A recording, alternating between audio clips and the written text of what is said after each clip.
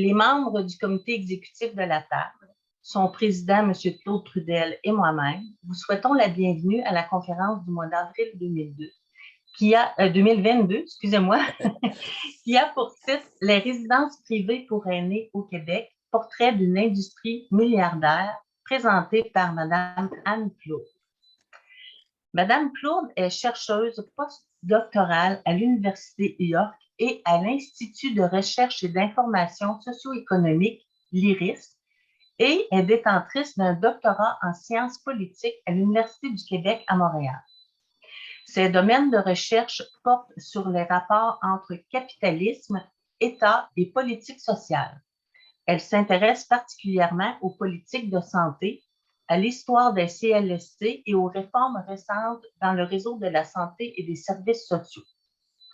Parmi ses nombreux ouvrages, nous trouvons également Le capitalisme, c'est mauvais pour la santé, une histoire critique des CLSC et du système socio-sanitaire québécois, aux éditions Éco-Société en 2021. Pour prendre connaissance de ces nombreuses publications, vous pouvez consulter le site de l'IRIS. Je vous invite donc à accueillir chaleureusement notre conférencière invitée, Mme Anne Claude. Madame Claude, c'est à vous. Claude. Merci beaucoup, Madame Germain. Bonjour à toutes et à tous. Je suis très contente d'être ici. Merci pour l'invitation. Comme je le disais là, avant que la conférence débute, là, ça fait toujours plaisir de savoir que notre travail est utile, qu'il se rend jusqu'aux gens principalement concernés. Donc, partager mes recherches avec vous, là, c'est vraiment un privilège qui donne du sens à mon travail. Donc, je suis très contente d'être ici aujourd'hui. Donc, je vais partager mon écran pour vous présenter un PowerPoint que je pourrais d'ailleurs vous envoyer là, si vous le souhaitez, si vous souhaitez le faire circuler parmi vos membres. Là, il n'y aura pas de problème, ce sera possible. Vous voyez bien mon écran? Oui, très bien. OK. Donc, comme ça a été annoncé, je vais vous parler des résidences privées pour aînés au Québec. Donc, on va dresser une espèce de portrait de cette industrie-là, parce que c'est bel et bien une industrie des résidences privées pour aînés. Je vais faire une présentation en 4 points. Je vais présenter rapidement l'IRIS, qui est l'institut de recherche là, dans lequel je travaille, pour vous donner une idée là, du contexte dans lequel j'ai fait cette recherche-là. Puis ensuite, on va entrer dans le vif du sujet. Donc, je vais vous parler de l'état du marché des résidences privées pour aînés. Donc, on va se demander, est-ce que c'est un marché qui est profitable? À quoi ressemble le marché des RPA au Québec? On entend souvent qu'il y a beaucoup de résidences pour aînés qui ferment. On entend par ailleurs que non, les résidences pour aînés sont très riches. Donc, on va un peu se poser ces questions-là. Puis ensuite, on va s'attarder plus particulièrement aux grandes chaînes de résidences privées pour aînés, donc aux grands joueurs là, du secteur des RPA. Puis la raison pour laquelle on va s'intéresser particulièrement aux grandes chaînes, c'est parce qu'on va voir que c'est ce modèle-là de résidence privée pour aînés qui est en train de s'imposer au Québec. De plus en plus, là, on voit disparaître les petites résidences familiales ou les plus petites résidences et ce sont vraiment les grandes chaînes de résidences qui sont en train de prendre la plus grande place dans le marché des RPA au Québec. Et finalement, on va s'intéresser à la question du financement public de ces entreprises-là, parce que malgré le fait que ce sont des entreprises privées, on va voir qu'elles reçoivent en fait beaucoup de financement public. Puis on va voir c'est quoi les différentes formes de financement public que reçoivent les grandes chaînes, les résidences privées pour aînés en général. Donc, l'IRIS, c'est quoi? L'IRIS, c'est un institut de recherche indépendant. Donc, on n'est pas financé par les gouvernements. On n'est pas financé non plus par aucun organisme à but lucratif. Donc, on n'est pas financé par des entreprises. On est un organisme à but non lucratif qui a été fondé il y a un peu plus de 20 ans. On a voulu fêter notre 20e anniversaire en 2020, mais malheureusement, la pandémie nous a empêchés de le faire comme elle a empêché de faire beaucoup de choses dans les dernières années. Donc, on s'intéresse principalement à aux politiques publiques, à tout ce qui concerne les services de santé, l'éducation, l'environnement, les inégalités. On a fait des trucs, des publications sur la fiscalité des aînés aussi, dont on a parlé tantôt. Donc, on s'intéresse, on fait des recherches sur ces différents enjeux-là, puis on tente de contribuer au débat public à partir de nos recherches en les présentant à différents groupes, en les publiant, en les rendant accessibles gratuitement. Toutes nos publications sont accessibles gratuitement sur notre site Internet. Puis aussi en participant au débat médiatique. Donc, on fait des entrevues, on fait des billets de blog pour essayer de faire circuler les conclusions de nos recherches qu'on essaie de présenter dans des termes vulgarisés qui sont accessibles pour la population en général. Donc, vous allez voir à la fin, là, si vous souhaitez, c'est possible de soutenir notre mission en devenant membre de l'IRIS.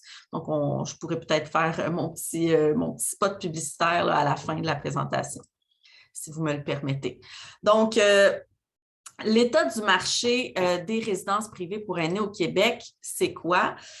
Pour commencer, juste peut-être un petit portrait général des résidences pour aînés au Québec. Au Québec, là, les données que je présente, là, c'est des données qui datent de 2020 environ. Donc, les choses ont bougé pendant la pandémie. Puis là, je n'ai pas les données les plus récentes, mais ça ressemble à peu près à ça. Donc, il y a un peu plus de 1700 résidences privées pour aînés qui existent au Québec. Ça représente 143 000 unités de logement. C'est énorme. Ça veut dire qu'il y a plus de 140 000 personnes qui habitent en résidence privée pour aînés parce que dans une unité de logement, il peut y avoir plus qu'une personne qui est logée, évidemment. Une chose qui est importante à souligner aussi, c'est que la grande majorité des résidences privées pour aînés sont des entreprises à but lucratif.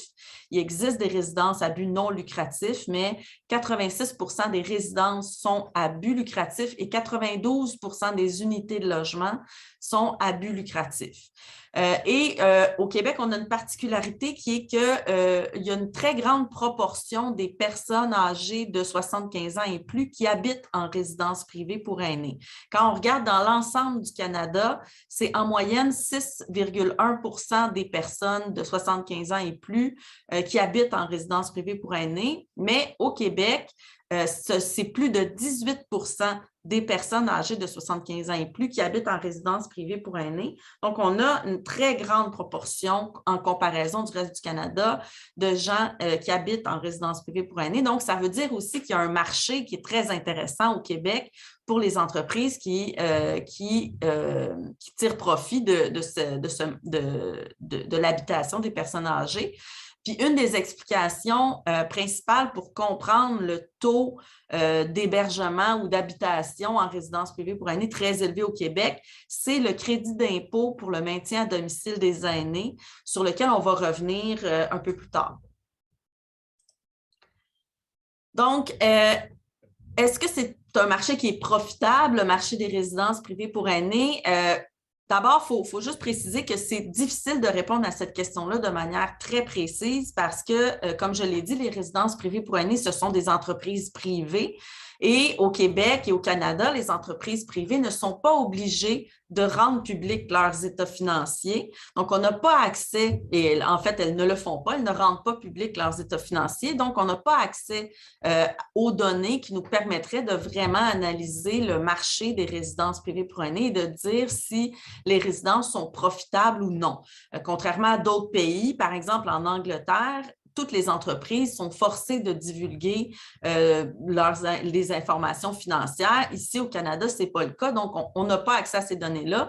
On a seulement accès à des données agrégées, donc des données pour l'ensemble du marché globalement auprès de Statistique Canada, qui nous donne une idée des marges bénéficiaires du secteur de l'hébergement privé. Puis ça, les marges bénéficiaires, ce que ça veut dire, c'est dans le fond, la proportion de profit par rapport aux revenus. Au Québec, ce qu'on constate dans le petit graphique que vous voyez là, toutes les lignes qui sont là, c'est les marges bénéficiaires de chaque province canadienne pour le secteur de l'hébergement privé. La ligne rouge, je ne sais pas si vous voyez mon pointeur, vous ne le voyez pas. Est-ce que vous le voyez, mon pointeur? Oui? OK.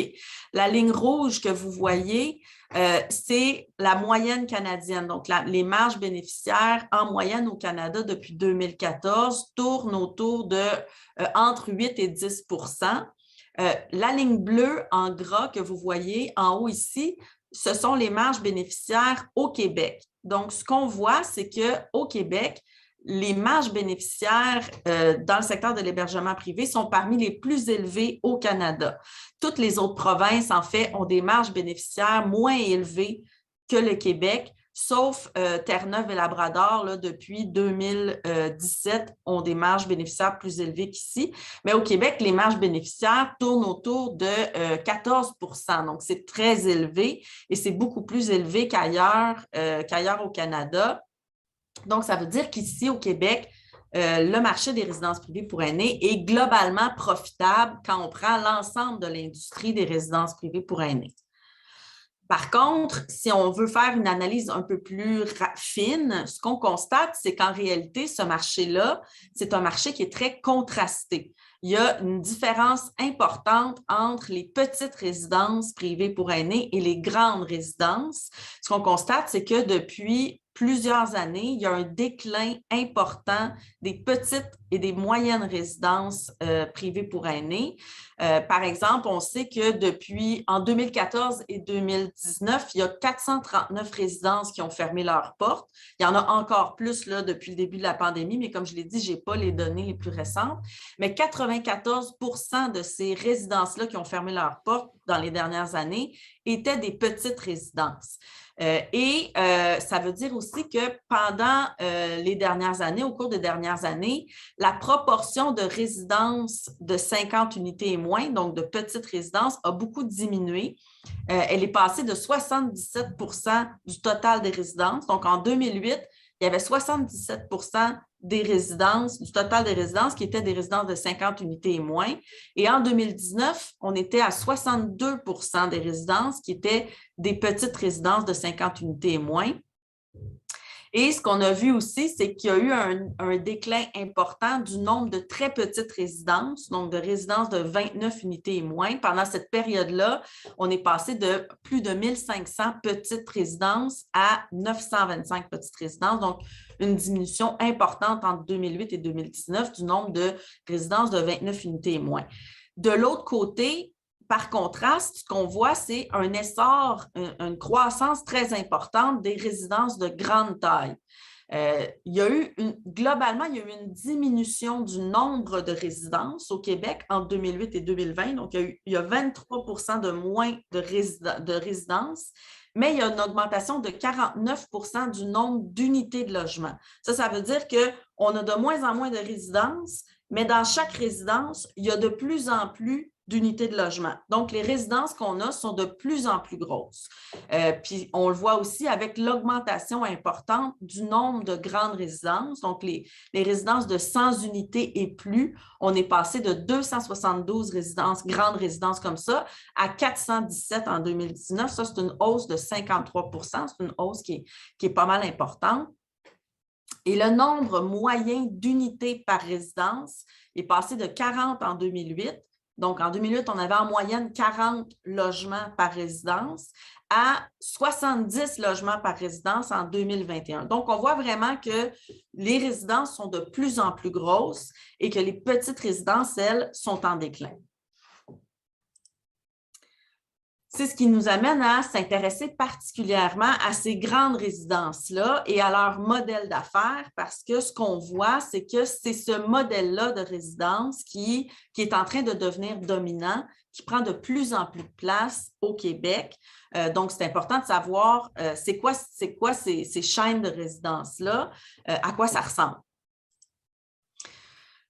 Au Québec, le marché des résidences privées pour aînés est vraiment dominé par 5 grands joueurs, 5 joueurs importants, 5 grandes entreprises que vous connaissez probablement, dont vous avez certainement entendu parler, au moins l'une d'entre elles. Donc, les 5 plus grandes chaînes de résidences privées au Québec, ce sont Chartwell, Groupe Sélection, Groupe Maurice, Cogir et les résidences Soleil. Donc, ces 5 résidences-là, ces 5 chaînes de résidences-là, à elles seules, possèdent 35% de toutes les unités de logement de l'ensemble des résidences privées pour aînés à but lucratif au Québec. Donc, ça veut dire qu'il y a une très grande concentration des résidences entre les mains de 5 grandes entreprises. Et on voit que chacune de ces entreprises-là, dans le tableau, possède plusieurs milliers d'unités de logement, plusieurs dizaines de résidences. Et on voit aussi qu'elles ont des actifs très, très importants. Ça, les actifs d'une entreprise, ce n'est pas les profits de l'entreprise. Les actifs d'une entreprise, c'est en quelque sorte ses propriétés, ce qu'elle possède. Puis les entreprises, les résidences privées pour aînés, ce qu'elles possèdent essentiellement, ce sont des logements, des immeubles. Donc, les actifs des résidences privées pour aînés, c'est la valeur des immeubles qu'elles possèdent ou qu'elles gèrent, parce que pour certaines d'entre elles, les résidences, par exemple, Groupe Maurice et Cogir ne sont pas propriétaires des résidences qu'elles gèrent. Elles gèrent des résidences, mais ce sont d'autres entreprises qui sont propriétaires de leurs résidences. On va le voir tantôt. Donc, on voit que dans le titre de mon étude, je parle d'une industrie milliardaire. C'est ce que je veux dire par là, c'est que le G ici, là, c'est des milliards. Donc, les entreprises possèdent des immeubles d'une valeur de plusieurs milliards de dollars.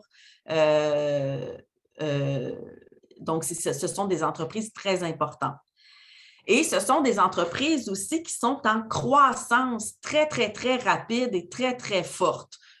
On n'a pas les données pour les 5 groupes dont je parlais, mais on a au moins les données pour 3 groupes importants. Ce qu'on constate, c'est que dans le cas de Chartwell, ces actifs, donc la valeur de ces immeubles, ont connu une croissance de plus de 30% au cours des 10 dernières années. Donc, c'est une croissance qui est quand même relativement importante, mais c'est une croissance qui est pas aussi spectaculaire que celle de Cogir et de Sélection. Ces 2 grandes chaînes de résidences-là pour aînés ont vu leurs actifs doubler et même quadrupler en quelques années à peine. Ça veut dire que Cogir, par exemple, en 2015, la valeur de ces immeubles totale était de 2 milliards de dollars. Quelques années plus tard, on se retrouve avec une valeur de 4 milliards de dollars. Ça veut dire qu'ils ont doublé le nombre d'immeubles ou la valeur des immeubles qu'ils gèrent, alors que Sélection, eux, sont passés de 1 milliard de dollars en 2014 à 4 milliards aussi en 2018. Donc, c'est une croissance très, très, très rapide. Ça veut dire que ce sont des entreprises qui achètent des immeubles ou qui construisent des immeubles de manière frénétique, de manière très rapide, très importante, parce qu'ils s'attendent à, évidemment, faire des profits avec ces résidences-là et à avoir de plus en plus de personnes à héberger, notamment en raison du vieillissement de la population. Ces entreprises-là, les 5 grands joueurs là, dont j'ai parlé, se présentent souvent sous la forme de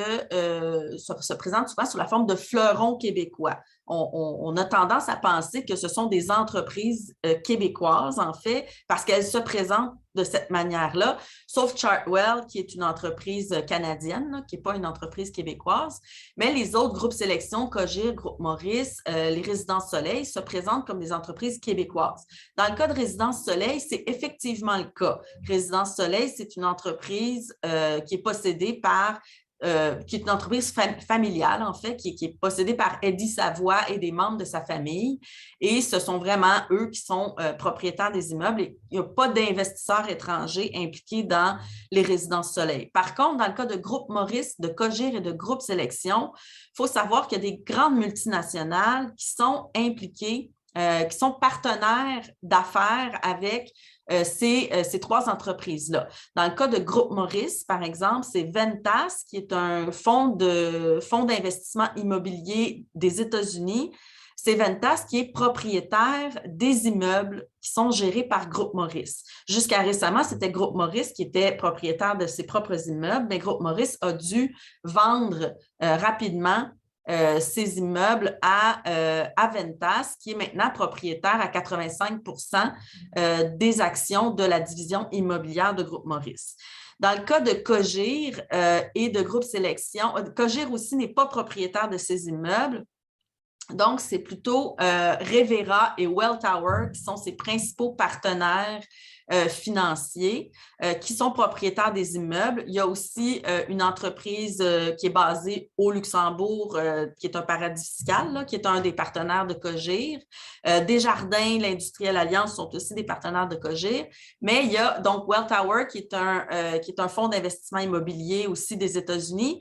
Revera, c'est une entreprise canadienne qui est en fait possédée par le fonds de pension des employés de la fonction publique fédérale. Donc, c'est une entreprise qui est présidée par le président du Conseil du Trésor canadien, mais c'est quand même une entreprise privée à but lucratif. Donc, c'est une entreprise qui a un statut un peu bizarre, qui est donc gérée, possédée par le fonds de pension des employés de la fonction publique canadienne. Mais je tiens à dire que les employés de la fonction publique canadienne n'ont pas vraiment leur mot à dire sur cette entreprise-là. Là. C'est vraiment le Conseil du Trésor du Canada qui est propriétaire en quelque sorte de l'entreprise. Et c'est une entreprise qui a été dénoncée d'ailleurs dans des rapports internationaux pour ses pratiques d'optimisation fiscale agressive dans d'autres pays comme l'Angleterre, l'Australie, parce qu'elle est aussi présente dans d'autres pays. C'est une multinationale. Et finalement, il y a Groupe Sélection qui est aussi partenaire avec Revera. Donc, Revera est un partenaire important de Groupe Sélection. Et Batipart aussi, l'entreprise basée au Luxembourg, est aussi un partenaire. Donc, on voit qu'il y a des grandes multinationales qui sont impliquées dans la propriété ou la gestion des résidences privées pour aînés du Québec.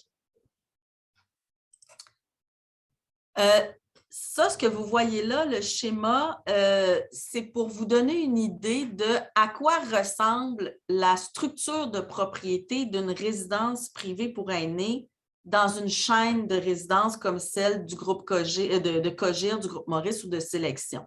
Ce sont des entreprises qui ont des pratiques, qui ont des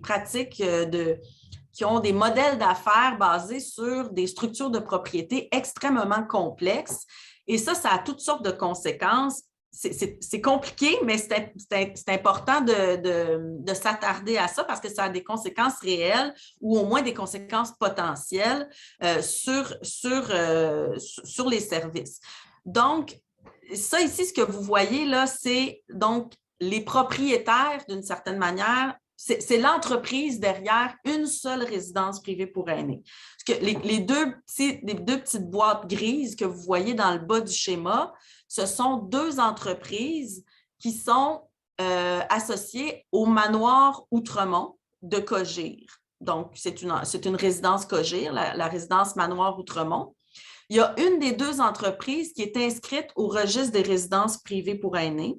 Une des deux entreprises est celle qui est inscrite au registre des entreprises, au registre des résidences privées pour aînés. Et l'autre boîte grise, c'est une autre entreprise qui est propriétaire de l'immeuble. Donc, ce n'est pas la même entreprise qui est officiellement enregistrée auprès du registre des résidences privées pour aînés et qui est propriétaire de l'immeuble. Mais ce qu'on constate quand on regarde le schéma, c'est que ces deux entreprises-là, en réalité, sont possédées par le même groupe d'entreprises, par la même groupe d'entreprises.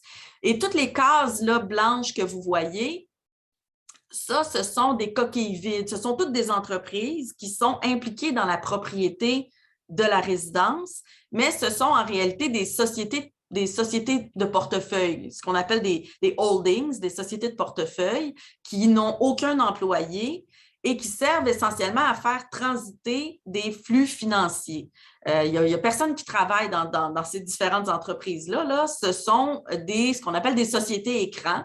Et tout en haut, on a les véritables propriétaires, en fait, de ces deux entreprises-là qui sont Welltower et Batipart. Et Cogir n'est nulle part là-dedans. Là. Ça, c'est une résidence Cogir, mais Cogir n'est pas impliqué. Cogir ne fait que gérer ces deux entreprises-là.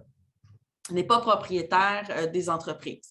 Donc, ce que ça permet, ce genre de structure de propriété-là, d'abord, ça permet un manque de transparence évident. Je disais tantôt qu'on n'a pas accès aux rapports financiers de ces entreprises-là, mais même si on y avait accès, ce serait très difficile de dire si les entreprises dégagent du profit ou non. Parce que, par exemple, si j'avais accès aux rapports financiers de l'entreprise Manoir Cogir qui est inscrite au registre des entreprises, au registre des résidences privées pour aînés, c'est très possible que cette entreprise-là ne fasse aucun profit. Parce que c'est très possible qu'elle paie un loyer très élevé à l'autre entreprise qui est juste à côté, qui est propriétaire de l'immeuble. Et c'est très possible aussi qu'elle paie des frais de gestion très élevés à une des entreprises ici, qui est une des sociétés d'investissement. C'est très possible aussi qu'elle ait une dette très élevée envers une autre des entreprises du groupe et qu'elle soit forcée de payer des intérêts très élevés. Donc, c'est possible que l'entreprise qui est, que l'entreprise qui est inscrite au registre des résidences privées pour aînés, elle soit déficitaire en réalité, qu'elle soit peu profitable et qu'elle paie très peu d'impôts et que les profits soient en réalité répartis dans les différentes entreprises du groupe, ce qui permet de payer beaucoup moins d'impôts. Donc, ce que ça permet de faire aussi, c'est ce qu'on appelle de l'optimisation fiscale, donc de répartir les profits dans différentes entreprises qui permet de minimiser l'impôt qu'on va payer. Évidemment, minimiser l'impôt qu'on va payer, ça veut dire priver l'État de revenus qui permettrait d'offrir des services aux personnes âgées, par exemple, d'offrir des services à domicile ou d'offrir des services d'hébergement public aux personnes âgées. Donc, ça permet le transit de profit, l'achat et l'endettement auprès d'entreprises d'un même groupe. Là, je ne suis pas en train de dire, je dois le préciser, que Cogir fait ça nécessairement. Je ne suis pas en train de dire que c'est ce que Cogir fait parce que je ne peux pas le savoir. Je n'ai pas accès à leur rapport financier. Ce qu'on sait par contre, c'est qu'en Angleterre, des entreprises qui ont le même genre de structure de propriété, là, on sait que ces entreprises-là ont ce genre de pratiques-là. Mais je ne peux pas dire que c'est le cas pour les entreprises du Québec. Tout ce que je peux dire, c'est qu'ils ont le même genre de structure de propriété. Et ça permet aussi, ce genre de structure-là, de protéger l'entreprise contre les poursuites judiciaires. Parce que, par exemple, si le manoir Outremont, celle qui est inscrite au registre des résidences privées pour aînés, si, par exemple, cette entreprise-là était poursuivie pour négligence à l'égard de ses résidentes et de ses résidents et qu'il y avait gain de cause en cours et que l'entreprise était condamnée à verser des dédommagements, bien, c'est très possible que cette entreprise-là, elle n'a pas d'actifs, elle n'a pas de profit, elle n'a pas les moyens de dédommager. Donc, il est possible que cette entreprise-là fasse faillite et ça protège les investisseurs qui n'ont pas à débourser. Dans le fond, ça protège contre d'éventuels recours judiciaires parce que les actifs sont protégés dans une autre entreprise. Les conséquences aussi pour ce qui est des services, plus concrètement, ça veut dire que si on transfère des profits comme ça d'une entreprise à l'autre, si on paie des frais de loyer élevés, si on a des dettes élevées auprès d'une autre entreprise du groupe, bien ça, c'est une part des revenus de l'entreprise qui ne sont pas consacrés aux services et aux soins aux personnes et donc aux salaires aussi des travailleuses et des travailleurs des résidences. Ça vient aussi avec des risques de faillite parce que ces entreprises-là sont plus systématiquement, quand on analyse les entreprises en Angleterre, du moins, ont tendance à être plus endettées, à avoir des pratiques de développement très rapides basées sur un endettement massif et ça vient avec des risques de faillite. Évidemment, quand il y a des grandes entreprises comme ça, des résidences qui hébergent des milliers de personnes qui font faillite, bien, ce sont les milliers de résidentes et de résidents qui subissent les conséquences. Et en fait, on se retrouve dans des situations où très souvent, c'est l'État qui est forcé de sauver la mise et d'allonger l'argent pour que les résidents et les résidentes puissent continuer à habiter au même endroit. C'est ce qui s'est passé à quelques reprises en Angleterre et aux États-Unis. Comme je l'ai dit, une des conséquences, c'est aussi des pertes de revenus pour l'État parce que si on fait de l'optimisation fiscale, bien, c'est moins de revenus pour l'État, moins de capacité à offrir des services publics. Et bref, on est dans une logique de ce que j'appelle la privatisation des profits et la socialisation des risques. Parce que dans ce modèle-là, les entreprises peuvent empocher le profit et si finalement les risques deviennent trop importants et que l'entreprise se retrouve en difficulté financière, on est face au phénomène du too big to fail, trop gros pour échouer. L'État ne peut pas laisser l'entreprise faire faillite, donc l'État va intervenir pour sauver financièrement l'entreprise. C'est ce qui s'est passé un peu aussi au Québec pendant la pandémie. On va le voir tantôt, les entreprises, les résidences privées pour aînés ont commencé à dire, mais on n'a pas les moyens de payer pour tous les coûts supplémentaires engendrés par la pandémie. Donc, l'État a finalement investi énormément dans les résidences privées pour aînés pour que les résidences puissent continuer à offrir les services à leurs résidents et à leurs résidentes. Donc, ça m'amène justement à parler du financement public des résidences privées pour aînés. On va parler des différentes formes de financement public parce que les résidences privées pour aînés, là, je parle des résidences en général. Je ne parle pas juste des grandes chaînes de résidences privées pour aînés. Là, je ne peux pas distinguer le financement qui va aux grandes résidences ou aux plus petites résidences. On va voir qu'il y a différentes sources de financement public pour les résidences privées pour aînés. La source la plus importante de financement public, c'est le crédit d'impôt pour maintien à domicile des aînés. Là, il faut savoir que c'est bizarre de parler de crédit d'impôt pour maintien à domicile alors que les personnes sont en quelque sorte hébergées dans des résidences. Mais en réalité, ce qu'il faut savoir, c'est que les résidences privées pour aînés au Québec ne sont pas considérées officiellement comme étant de l'hébergement. C'est considéré comme étant du logement. Donc, on considère que les personnes, officiellement, on considère que les personnes qui vont habiter en résidence privée pour aînés sont en logement et qu'elles sont à domicile. On considère qu'elles sont dans leur domicile. Et donc, les personnes qui habitent en résidence privée pour aînés peuvent recevoir le crédit d'impôt pour maintien à domicile des aînés pour payer les services que ces personnes-là reçoivent en résidence et même pour payer une partie des loyers parce qu'on considère que les loyers incluent une part de services, donc l'accès à la piscine, au petit cinéma, l'accès aux services de loisirs, éventuellement l'accès évidemment à des services de soutien comme par exemple l'aide à l'alimentation, l'aide à l'hygiène, l'aide au ménage quand les personnes sont en perte d'autonomie. Parce qu'il y a beaucoup de personnes en perte d'autonomie aussi qui sont en résidence privée pour aînés et qui reçoivent des services plus importants, plus lourds. Donc, par le biais du crédit d'impôt pour le maintien à domicile des aînés, les résidences privées pour aînés ont reçu 5 milliards de dollars depuis 2007. Ça s'explique par le fait que la plus grande partie du crédit d'impôt est versée à des personnes qui habitent en résidence privée pour aînés. Depuis 2007, en moyenne, c'est 86 % du crédit d'impôt qui est versé à des gens qui habitent en résidence pour aînés. Et évidemment, ces gens-là utilisent la totalité de ce crédit d'impôt-là pour acheter des services dans la résidence. Donc, c'est de l'argent qui est en fait indirectement versé aux résidences privées pour aînés. En 2021, c'est 530 millions de dollars qui ont été versés à des résidents de résidences privées pour aînés et donc indirectement aux résidences. Et ça, juste pour vous donner un ordre de grandeur, ça équivaut à presque le tiers du budget total des services à domicile cette année-là. Puis là, je tiens à dire que ce n'est pas le même budget. Hein? Le crédit d'impôt, là, ça vient du ministère des Finances, ça ne vient pas du ministère de la Santé et des Services sociaux, mais cet argent-là, c'est équivalent au tiers du budget des services à domicile. Et les résidences, leur offre de services est organisée autour de ce crédit d'impôt-là.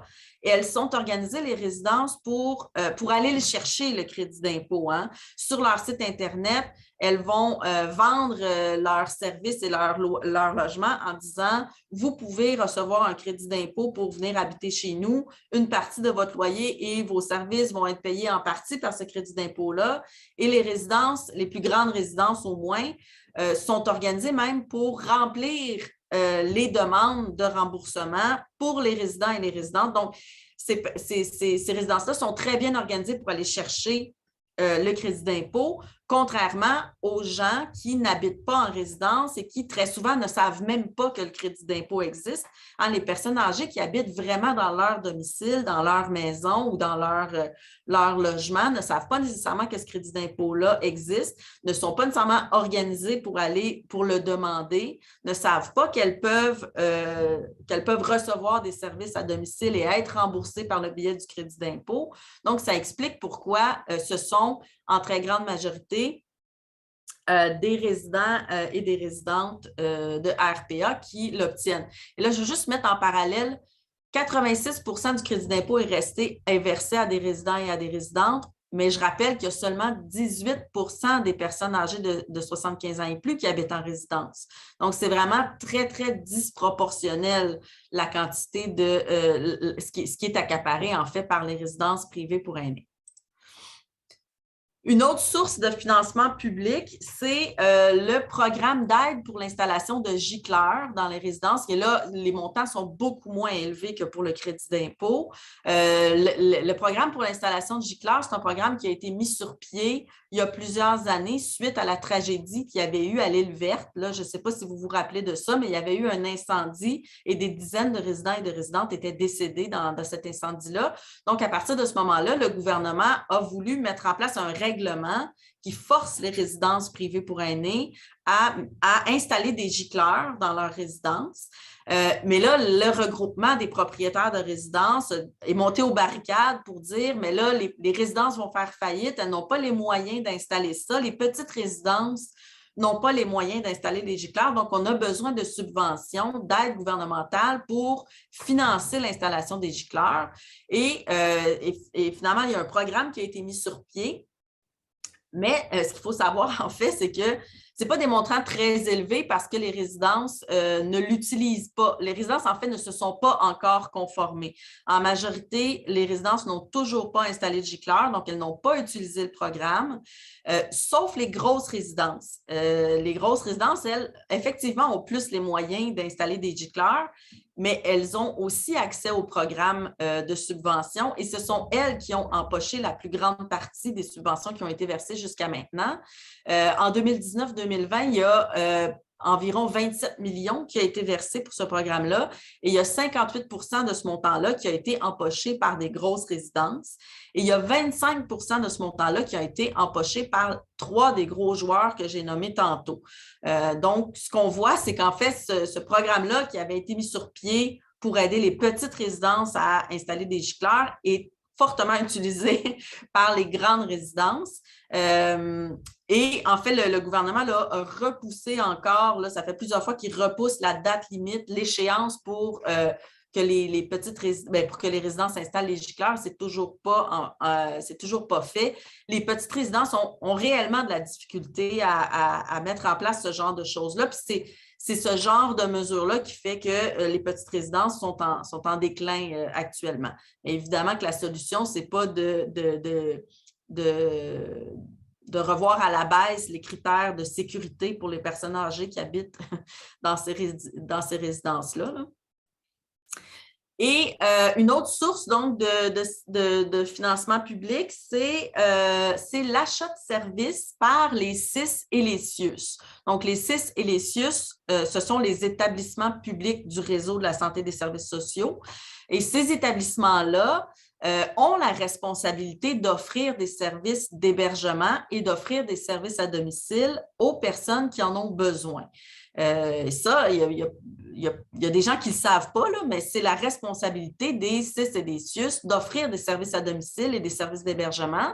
Mais il y a eu beaucoup de compression budgétaire au cours des dernières décennies et les CIS et les CIUS, leur financement pour les services d'hébergement et pour les services à domicile est insuffisant de manière chronique. Et ces montants-là sont même souvent utilisés pour finalement financer les hôpitaux. Donc, il y a un sous-financement des services à domicile public, un sous-financement des services d'hébergement public.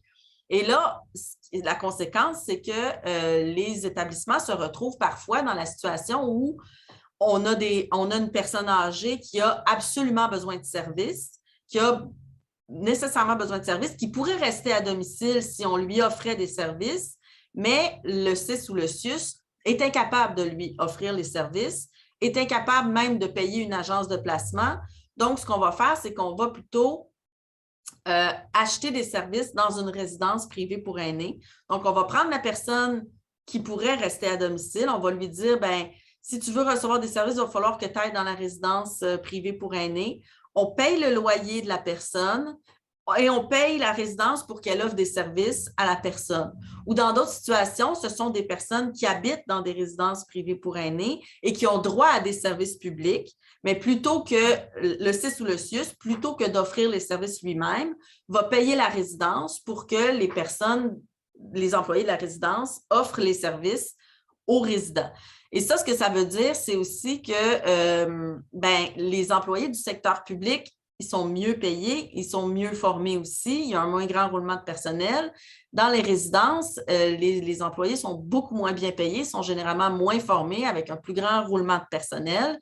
Donc, ça a évidemment des impacts, tout ça, sur la qualité des services, mais c'est quand même un fonctionnement qui est en forte croissance. Donc, dans l'année la plus récente d'un établissement, c'est des demandes d'accès à l'information qui m'ont permis de savoir combien étaient payés par les établissements pour l'achat de services comme ça dans des résidences. Pour l'année la plus récente, on parle de 78 millions de dollars qui ont été dépensés par les CIS et les CIUS pour acheter des services dans des résidences privées pour aînés. Depuis 2015, ce sont 200 millions de dollars au minimum, parce que ce sont des minimums parce qu'il y a beaucoup d'établissements qui ne m'ont pas répondu. Donc, je n'ai pas la totalité des montants. Ce sont des minimums. Et ce sont aussi des pratiques qui sont en forte croissance. Donc là, ce qu'on voit dans les tableaux ici, le premier tableau qui est à gauche, ce qu'on voit, c'est l'évolution des dépenses pour l'achat de places d'hébergement dans des résidences privées pour aînés. On le voit pour chaque établissement qui a répondu à mes demandes d'accès à l'information. Et ce qu'on voit, c'est que les dépenses pour l'achat de places ont beaucoup augmenté au cours des dernières années, depuis 2014-2015 environ. Même chose pour l'achat de services à domicile, il y a une forte augmentation.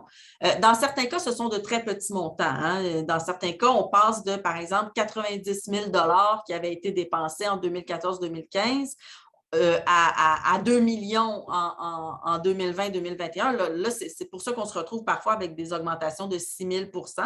C'est des augmentations énormes.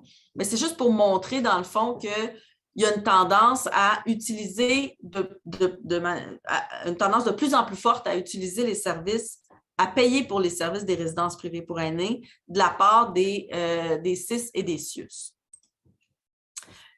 J'ai parlé tantôt de la privatisation des profits et de la socialisation des pertes ou des risques. Et pendant la pandémie, c'est ce qu'on a constaté, c'est ce qui s'est produit. En fait, les résidences privées pour aînés, comme je l'ai dit, se sont mis à dire que c'était impossible pour elles de garder leurs employés, de les payer décemment dans un contexte où les risques au travail étaient très élevés pour les travailleuses et les travailleurs. Donc, les résidences avaient de la difficulté à garder des employés payés au salaire minimum. Les résidences se disaient incapables d'offrir, par exemple, de l'alimentation aux chambres plutôt que de faire venir les personnes âgées dans les cafétérias. Il fallait désormais que les personnes âgées mangent dans leur chambre.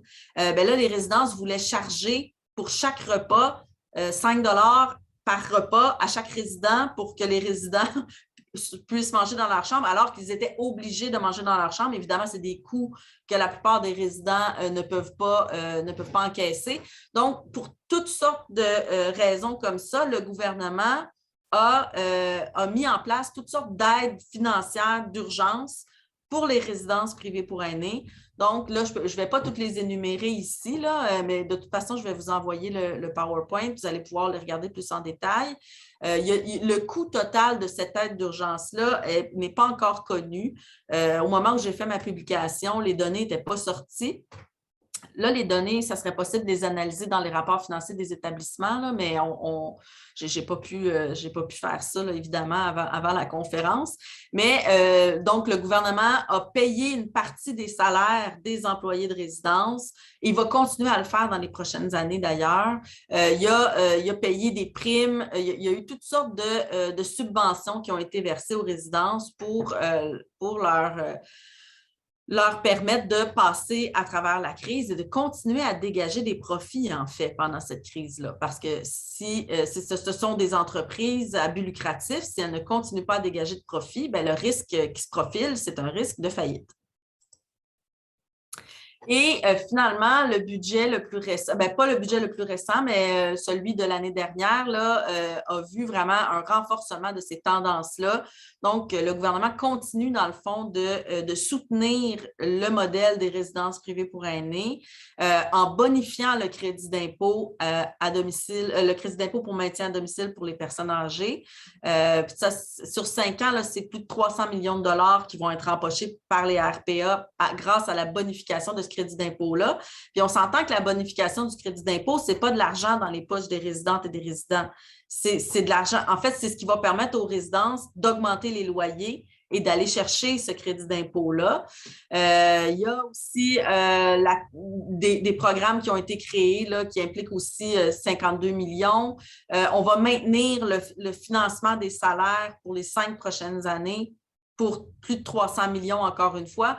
Donc, au total, là, dans le budget 2021-2022, il y a 703 millions de dollars qui ont été annoncés qui vont aller aux résidences privées pour aînés pour les 5 prochaines années. Et ça, c'est 50 des nouveaux investissements qui ont été annoncés pour renforcer les services à domicile.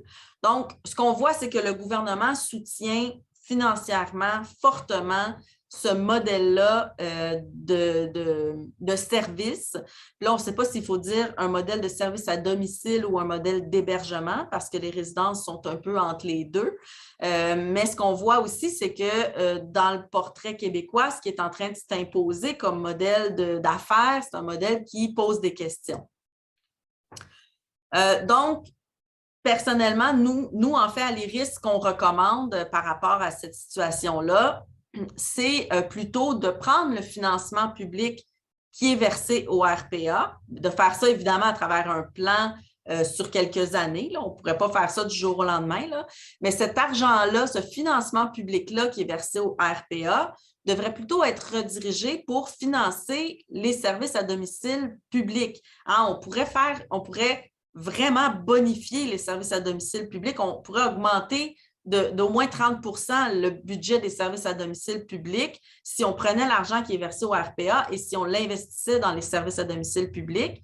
Et ça permettrait d'intégrer les employés qui sont actuellement dans la résidence privée pour aînés, de les intégrer dans le réseau public et ça permettrait d'offrir aux personnes âgées des services à domicile qui leur permettraient de rester véritablement dans leur domicile si c'est ce qu'elles souhaitent et qui leur permettrait aussi d'aller habiter en résidence si c'est ce qu'elles souhaitent, mais les personnes âgées en résidence n'auraient plus à débourser de leur poche pour recevoir des services dans leur résidence. Ces services-là seraient offerts par le secteur public avec des bonnes conditions de travail et avec une qualité rehaussée également. Donc, ça termine ma présentation. C'est ça. Je crois que je serai ouverte aux questions pour la suite. Je vais cesser le partage de l'écran. Parfait, merci. On a reçu quelques questions et commentaires dans le chat. Je vais vous en lire quelques-uns. Pourquoi les RPA sont si populaires au Québec par rapport au reste du Canada? Je pense que l'explication principale, c'est vraiment le crédit d'impôt pour maintien à domicile. C'est une des explications, c'est qu'au Québec, il y a proportionnellement davantage de locataires que de propriétaires.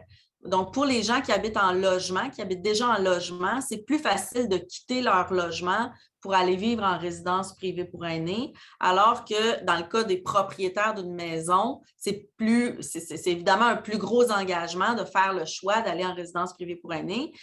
Puis au Québec, on a davantage de locataires que de propriétaires, donc ça permettrait d'expliquer en partie le fait qu'on a davantage de gens en résidence privée pour aînés.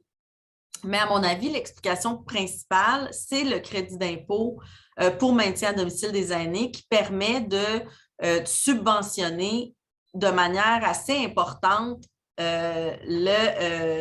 l'hébergement ou le logement des personnes en résidence privée pour aînés. Si on n'avait pas le crédit d'impôt, il y a une proportion importante des personnes qui sont actuellement en résidence privée pour aînés qui ne pourraient pas se payer les loyers et les services reçus. On parle de loyers en général qui sont en moyenne là, de 1 700 $, 1 800 $ par mois. Donc, ce sont des montants importants et c'est ça. C'est ce qui explique en partie, à mon avis.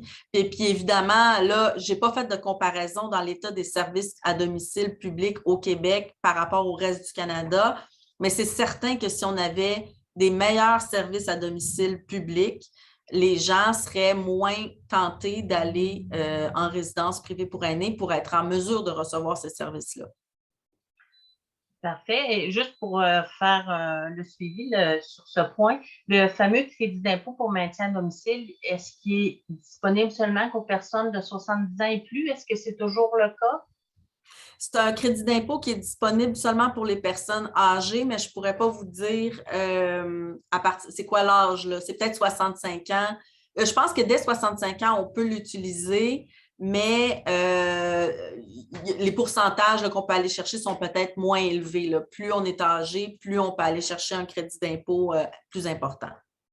OK. En tout cas, moi, je peux confirmer qu'en 2018, c'était pour des personnes de 70 ans et plus. Donc, si ça n'a pas changé, ça devrait être toujours. Je vais y aller avec les quelques questions qu'on a reçues dans le chat. Ensuite, je vais aller avec les mains levées. Il y a une autre question. Qu'en est-il des 65 autres résidences qui n'appartiennent pas au groupe des 5 plus grands joueurs? Qui sont les principaux propriétaires de celles-ci? Il y a aussi plusieurs autres groupes, plusieurs autres chaînes de résidences qui existent. Là, moi, celles que j'ai présentées, ce sont les 5 plus grandes chaînes de résidences. Puis là, je ne me rappelle plus la proportion de résidences privées pour aînés qui appartiennent à des groupes, donc qui appartiennent à des chaînes de résidences. Par contre, si ça vous intéresse, j'ai publié une autre étude en collaboration avec Louise Boivin, là, qui est professeure à l'Université du Québec en Outaouais, pendant la pandémie, là, dans lequel on faisait un portrait très détaillé des propriétaires de résidences privées pour aînés, combien appartiennent à des groupes, combien appartiennent plutôt sont des petites résidences indépendante, si on veut. Là, donc, si ça vous intéresse, je pourrais vous envoyer le lien vers cette étude-là là, pour avoir les détails sur ça. Parfait, merci. Donc, une autre question. Si on souhaite demeurer dans sa demeure personnelle le plus longtemps possible, y a-t-il de l'aide gouvernementale pour se faire, pour aménager sa maison et obtenir des soins à domicile? Oui, bien, il y a des services à domicile publics qui existent. Donc, normalement, si vous avez besoin de services à domicile, vous pouvez faire une demande à votre CLSC, à votre CIS ou votre CIUS de votre région. Puis là, il y a quelqu'un, mais le problème, c'est qu'évidemment, c'est sous-financé, donc ça peut être long avant d'avoir accès. Mais normalement, on évalue, il y a quelqu'un qui vient chez vous ou qui vous appelle pour évaluer exactement vos besoins. Et en fonction de vos besoins, il y a un certain nombre d'heures de services à domicile qui peut vous être accordé. Et toutes les personnes âgées ont droit au crédit d'impôt pour le maintien à domicile aussi. Donc, vous n'êtes pas obligé d'être en résidence privée pour avoir accès à ce crédit d'impôt-là. Le problème, c'est que les gens ont tendance à ne pas le demander. Et ce crédit d'impôt-là vous permet d'acheter des services dans le secteur privé et de vous faire rembourser une partie de ce que ça vous a coûté par le biais du crédit d'impôt. Donc, toutes les personnes âgées peuvent utiliser ce service-là. Donc, je vous dirais que la meilleure manière de procéder, c'est d'abord de commencer par contacter son établissement public, donc son CLSC, pour avoir une idée des services publics auxquels vous auriez droit là, en fonction de vos besoins. Parfait, merci. J'ai 2 commentaires encore dans l'espace discussion. Cela me fait penser à la mon Dieu, attendez un petit peu. Cela me fait penser à la dépendance européenne au gaz russe. On se tire dans le pied à cautionner une telle dépendance. On est en quelque sorte dépendant des résidences privées pour aînés, c'est ce que j'en comprends. Oui, c'est ça. C'est un commentaire, c'est pas une question. Là. Donc, les services à domicile permettent aux gens de demeurer chez eux, mais il manque cruellement de logements libres au Québec. Oui, bien effectivement, en fait, toute la question de la crise du logement, toute la question de l'habitation, c'est un enjeu. La question des résidences privées pour aînés doit être réfléchie dans l'enjeu plus large de l'habitation en général au Québec. Puis il y a toutes sortes de modèles qu'on pourrait imaginer d'habitation pour les personnes âgées qui ne seraient pas nécessairement à but lucratif, qui ne seraient pas nécessairement… on peut imaginer des coopératives, on peut imaginer… Il existe en fait aussi des HLM, des habitations à loyer modique pour personnes âgées. Donc, il y a toutes sortes de modèles qui existent, mais ce qui s'impose au Québec, parce que c'est ce modèle-là que le gouvernement encourage, c'est celui des résidences privées pour aînés. C'est bien. Une dernière question dans le chat. Est-ce que les résidences privées sont assujetties au contrôle des prix de la Régie du logement? C'est une bonne question. Leurs loyers sont assujettis de la même manière que n'importe quel autre logement. Le problème, c'est que les gens qui vont vivre en résidence vont y vivre principalement pour avoir accès à certains services. Et les services, eux, ne sont pas assujettis à la Régie du logement.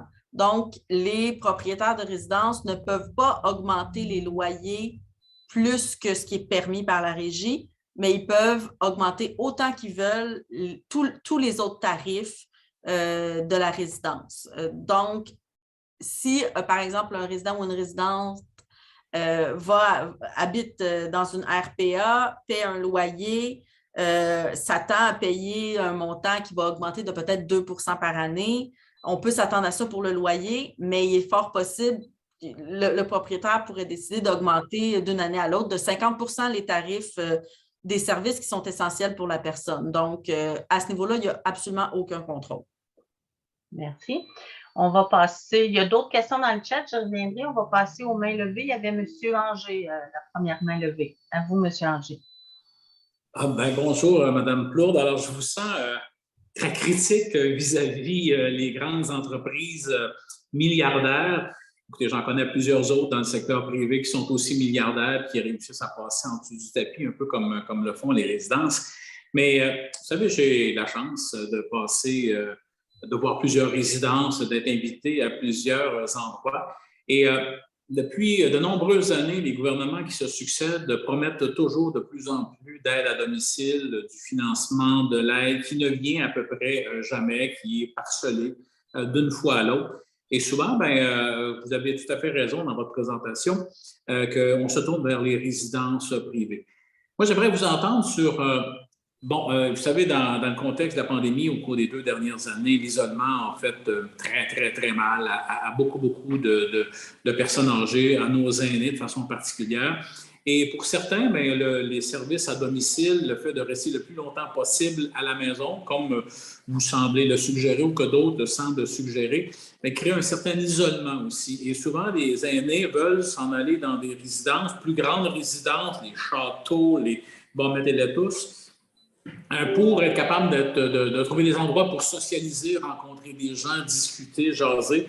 J'aimerais vous entendre là-dessus, puis je voudrais aussi vous dire que, souvent, les choix des personnes âgées pour être capable de socialiser, ou du moins avoir les services, le véritable service requis, même si c'est eux qui ramassent le fric en bout de piste, le retrouvent justement dans ces résidences privées, faire en sorte qu'un couple, qu'il y en a un qui va moins bien que l'autre, peut continuer à l'être. Alors, il y a aussi un certain nombre d'avantages à être aussi en grande résidence. Mais j'aimerais vous entendre parler là, de la socialisation ou de l'isolement aussi comme tel dans un contexte là, de maintien à domicile. Oui, bien, effectivement, s'il y a autant de gens en résidence privée pour aînés, c'est parce que les gens qui choisissent d'y aller, ils trouvent quelque chose, évidemment. Puis vous avez raison que la motivation d'aller en résidence, au départ, très souvent, les personnes qui sont, les personnes âgées sont tout à fait autonomes. Elles ne vont pas nécessairement en résidence parce qu'elles ont besoin de services. Elles peuvent effectivement choisir d'aller en résidence pour socialiser. Puis ça, le problème avec le modèle des résidences et avec disons, l'écosystème global de l'hébergement et des services à domicile, c'est qu'on est dans un système où les choix dépendent des moyens financiers. Les choix ne dépendent pas des réels besoins des personnes, ils dépendent essentiellement en bonne partie des moyens financiers. Ce n'est pas tout le monde qui va avoir les moyens de se payer la résidence château. Beaucoup de gens vont aller en résidence parce que ces gens-là sont forcés de le faire parce qu'ils n'ont pas accès à des services à domicile. Si on avait une offre de services à domicile adéquate, on pourrait véritablement parler de choix des personnes qui décident d'aller vivre dans des logements collectifs où là, ils peuvent socialiser, partager leur vie avec d'autres personnes, mais ce choix-là ne serait pas motivé par un manque de services publics. Il serait motivé réellement par un besoin de socialiser. Et là, on est dans un contexte où ces besoins-là sont en quelque sorte confondus et où on ne voit pas Puis si ce dont on a besoin, c'est de briser l'isolement, ce dont on a besoin, c'est de lieux d'habitation, de logement. Ce n'est pas nécessairement de services à domicile. Si on avait des bons services à domicile publics, les options de socialisation dans des modes d'habitation plus collectifs n'inclurait pas des services à la personne. Ce qu'on met de l'avant, c'est l'idée que tout ce qui est service à la personne, tout ce qui est service à la vie quotidienne, service à la vie domestique, donc tout ce qui fait partie des services à domicile, des soins à domicile de longue durée, tout ça, ça devrait être offert par l'État. Et les résidences privées pour aînés, je ne suis pas en train de dire qu'ils ne devraient pas exister, mais ça devrait être que c'est supposé être, c'est-à-dire du logement. On ne devrait pas avoir à aller habiter là pour pouvoir obtenir des services qui sont vraiment nécessaires au maintien de l'autonomie des personnes. Donc, c'est ça. Je dirais que c'est peut-être la distinction que je ferais là, entre... Parce que là, on a des résidences qui font du logement, mais qui font aussi des services à domicile et qui font aussi de l'hébergement. Parce que ça, je ne l'ai pas mentionné, mais il y a une proportion de plus en plus importante de personnes en perte d'autonomie lourde qui sont hébergées dans des résidences privées pour aînés, qui ne sont pas nécessairement équipées pour véritablement bien prendre soin de ces personnes-là. Donc, c'est tout le volet services sociaux, services à la personne qui, à mon avis, devrait être assuré par les services publics. Merci. On va passer à l'autre main levée avant de retourner au chat. Madame Gagnon, vous pouvez activer votre micro et poser votre question. Bonjour à tous. Mon nom est Janine Gagnon. Moi, je demeure à Rouyn-Noranda, région éloignée. On a présenté, moi, je suis membre de la QRP, c'est l'Association québécoise des retraités du public et parapublic. OK? Et moi, depuis quelques années, je me questionne sur les RPA et la résidence pour les aînés. Et on a présentement un projet qui est accepté qui s'appelle ARA. ARA, c'est actionnaire de ma résidence pour aînés. Et présentement, le projet est accepté, puis là, je suis en démarche, je travaille là-dessus, c'est moi la chargée de projet. Et je me rends compte que même après le discours de Mme Plourde, il y a quelque chose qui ne ressort pas. 9 milliards que le gouvernement fédéral vient de sortir pour l'habitation, 450 millions que le dernier budget provincial pour le maintien à domicile. Sauf que moi, j'ai appelé à la Société d'habitation du Québec parce que je voulais voir comment on pouvait t'aider. Parce que nous, on a comme idée de devenir actionnaire de ma résidence pour aînés. Mais la dame a dit, mais ça n'existe pas, ça. On n'a pas d'argent pour vous autres. Parce que présentement, pour construire des logements sociaux, encore, pour l'habitation pour les personnes âgées, ces gens-là doivent aller là encore comme locataires. Donc, leur capital, le patrimoine qu'ils pourraient léguer à leurs enfants, ils sont obligés de leur donner. Nous autres, ici en région, on a une personne, lui, il est riche, là, il a toutes les maisons, il y a à peu près comme 1000 logements en résidence privée, là, ça lui appartient.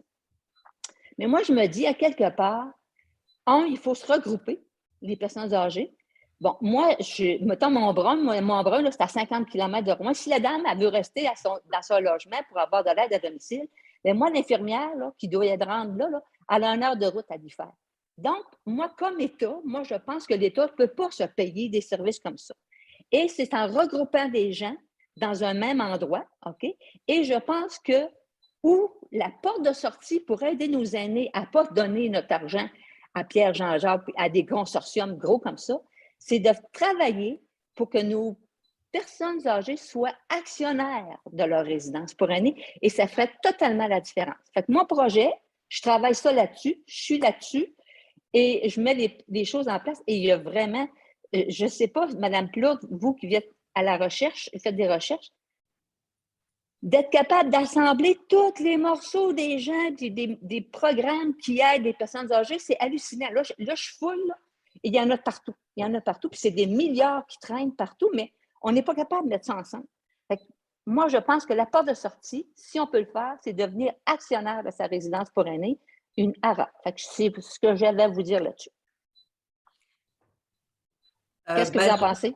Je trouve ça intéressant. Moi, ce à quoi ça me fait penser, en fait, c'est une des recommandations aussi qu'on avait en ce qui concerne l'hébergement, disons, ou l'habitation, c'est qu'on pourrait aussi imaginer des modèles où les résidences sont des organisations à but non lucratif qui sont gérées par les communautés, par les résidentes et les résidents et ou leurs proches, là, dans le cas des personnes en perte d'autonomie, et dans lesquelles les employés, disons, qui donnent des services, sont des employés du secteur public, mais qui on pourrait très bien imaginer que ces employés-là seraient sur place, là, un espèce de modèle hybride d'hébergement versus logement qui serait, mais à mon avis, j'aurais tendance à aller vers quelque chose comme un organisme à but non lucratif combiné avec du service public pour ce qui est de tout ce qui est service à la personne, comme je le disais tantôt. Merci. On va retourner dans les questions et commentaires du chat. Avez-vous la partition des célibataires versus couples et femmes versus hommes dans les RPA? Non, il y a plus de femmes, mais là, je ne me rappelle plus de la donnée. Je crois que dans le rapport plus détaillé là, dont je vous parlais tantôt, il y a cette information-là, mais je ne suis même pas certaine. Mais je suis pas mal certaine qu'il y a une surreprésentation de femmes parmi les résidents et les résidentes, notamment parce qu'on sait que les femmes ont tendance à vivre plus longtemps, là.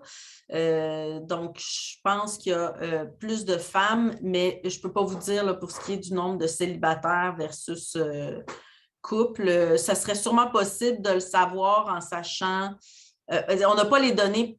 On a les données par unité de logement, mais on ne sait pas est-ce qu'une unité de logement est pour 2 personnes ou une personne. Ça, on n'a pas ces informations-là, donc c'est pas... OK. Une autre question. Existe-t-il un organisme à qui on peut soumettre une plainte si litige avec une RPA? Oui, il existe. Je crois que les RPA sont désormais forcés d'avoir des espèces de comités d'usagers. Sinon, vous pouvez toujours vous plaindre auprès du comité d'usagers de votre CIS ou de votre CIUS. Normalement, là, c'est ça, auprès du CIS ou du CIUS, parce que les résidences privées pour aînés ont des responsabilités à l'égard des CIS et des CIUS, sont inscrites au registre des entreprises, des résidences privées pour aînés, puis doivent respecter certaines conditions, donc sont supervisés en quelque sorte par les CIS et les CIUS. Et il existe aussi des organismes de défense des droits des locataires de résidences privées pour aînés. Il y a l'AROC, notamment AROQ, qui existe, qui est un regroupement de résidents et de résidentes de résidences qui existe. Il y a d'autres comme ça, organismes là, de défense des droits. Il y a aussi tous les organismes de défense des droits liés au logement ça peut être des organismes intéressants à aller voir, surtout si ce qui pose problème, c'est la question du loyer. Mais je sais aussi que les organismes, les comités de logement, tout ça, ils s'intéressent de plus en plus là, au secteur des résidences privées pour aînés, surtout depuis la pandémie. Je peux ajouter un petit peu. Je peux ajouter, il y a aussi le Centre d'assistance et d'accompagnement aux plaintes. Puis malheureusement, la directrice était avec nous, mais elle a dû quitter il y a quelques minutes. Donc, elle aurait pu répondre, là. Mais le Centre d'assistance et d'accompagnement aux plaintes, Mauricie, Centre du Québec, ça existe ici et ils ont un volet spécifiquement pour les RPA. Ouais. Donc, ça peut être une belle... elle a dû quitter malheureusement. J'ai un autre commentaire. Il existe un crédit provincial pour aménagement de votre résidence, plus de 250 $ pour le maintien de votre autonomie. Je crois que c'est en réponse à une autre personne qui m'avait posé une question sur ça, là. OK.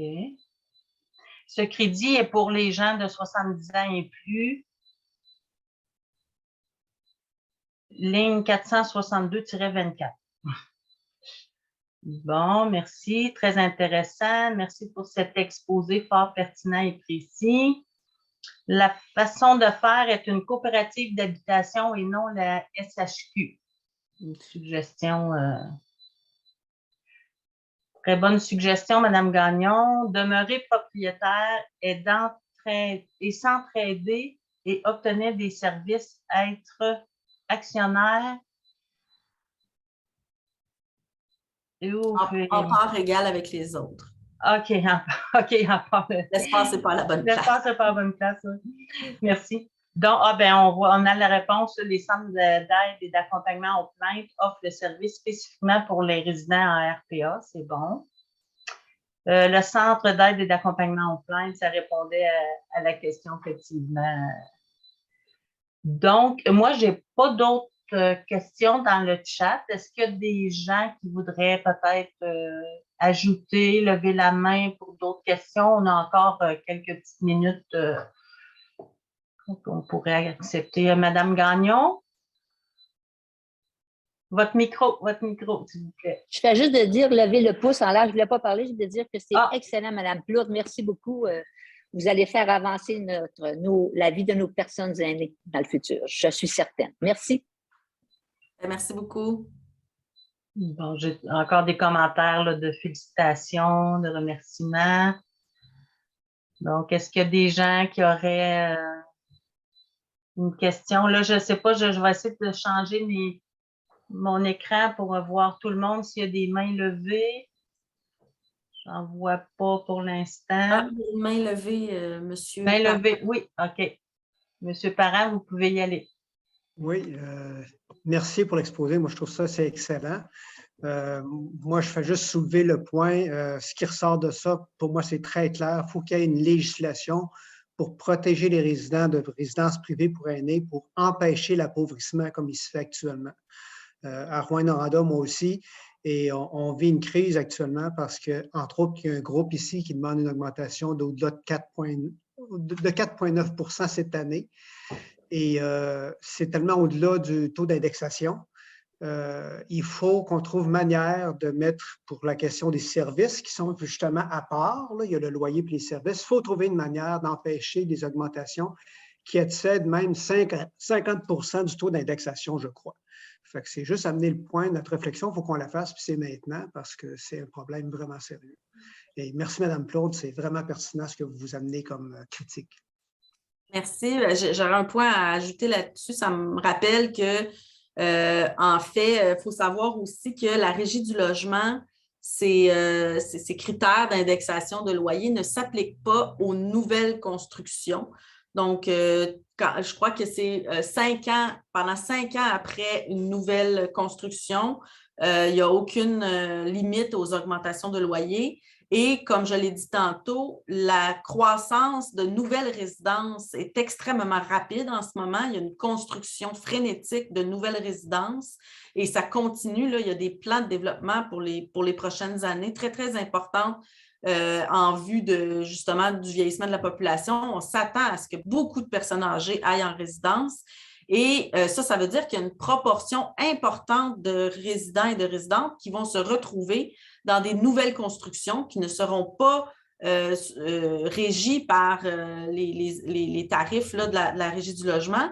Donc, ça aussi, ça devrait être une source de préoccupation là, pour les personnes en résidence, là, puis pour les organisations qui défendent les droits des aînés. Oui, il y a M. Gélina aussi. Oui. Monsieur Gélina, vous pouvez ouvrir votre micro. Bonjour. La tendance actuellement, là, il y a une publicité qui dit que l'augmentation du loyer sera de 1% sur 5 ans, là. Mais il n'y a aucune mention du fait que souvent, ce qui est présenté aux gens qui veulent aller en résidence, c'est un combo, c'est un tout inclus.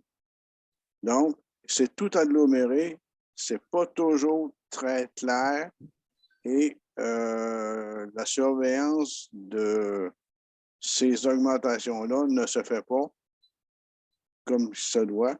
Puis il y a autre chose aussi, c'est que on peut toujours porter plainte au commissaire, sauf que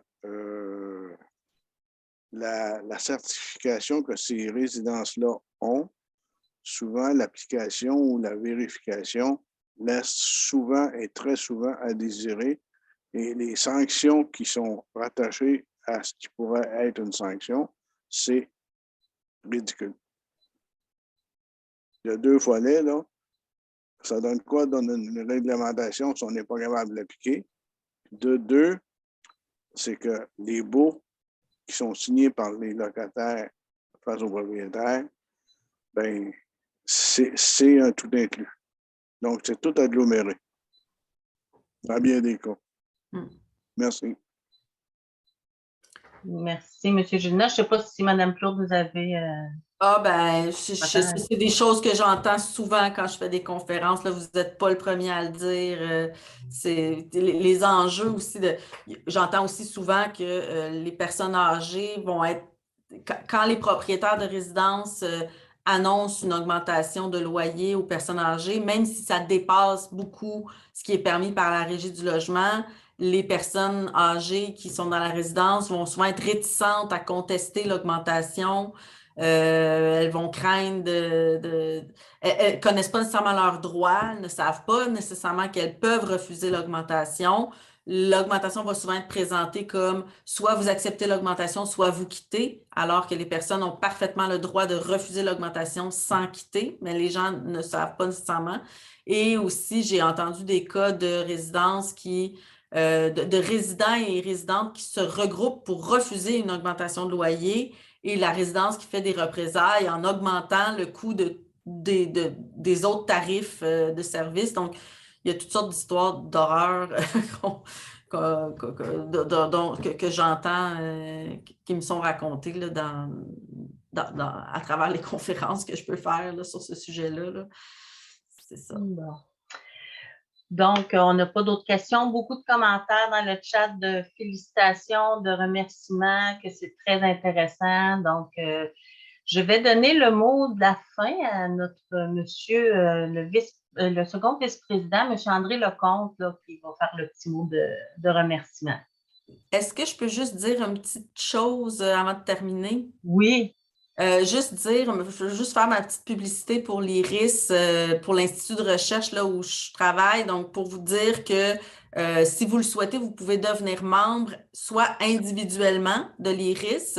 Il y a un coût suggéré là, pour devenir membre, mais c'est aussi possible de donner moins. Puis ça vient avec le droit de choisir le sujet d'une recherche. Les membres se mettent ensemble pour voter sur le sujet d'une recherche. Ça vient aussi avec l'accès à une conférence gratuite chaque année et ça vient aussi avec l'accès à une publication qui est réservée aux membres de l'IRIS. Là, donc, c'est le bulletin qui est publié 4 fois par année. mais c'est surtout utile pour aider à soutenir la mission de l'Institut de recherche. Et vos organisations aussi peuvent devenir membres de l'IRIS. On a des organisations nationales et aussi des plus petites organisations locales qui peuvent devenir membres de l'IRIS, là. Puis il n'y a pas de montant obligatoire, là. Il y a des montants de base suggérés, là, mais c'est ça. Donc, si ça vous intéresse, là, sur le site de l'IRIS, c'est très simple pour devenir membre. Parfait. Merci. Le message est passé. Donc, M. Lecomte, à vous la parole.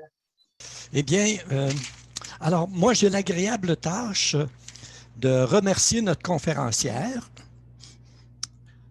Alors, je voudrais vous dire comment votre exposé a été clair et instructif. En fait, tous les points que vous avez abordés, que ce soit l'état du marché, le portrait des grandes chaînes, le financement, etc., vous nous en avez appris beaucoup. Mais, bon, je ne peux m'empêcher, pendant la conférence, je n'ai pas pu m'empêcher pendant la conférence, d'avoir en tête notre réalité en Mauricie. En Mauricie, vous savez, on est dans un milieu rural et urbain. Votre recommandation où vous suggérez de rediriger le financement qui est donné au RPA vers du financement davantage public, bien moi, je pense que ça permettrait davantage à des personnes de rester dans leur paroisse. Je pense surtout aux personnes qui habitent en milieu rural. Plutôt d'avoir à quitter leur paroisse, de venir s'installer en ville pour pouvoir habiter dans des résidences plus grandes et obtenir des services. Bon, alors voilà, c'est le commentaire que je voulais faire parce qu'on vient de travailler sur ce sujet-là.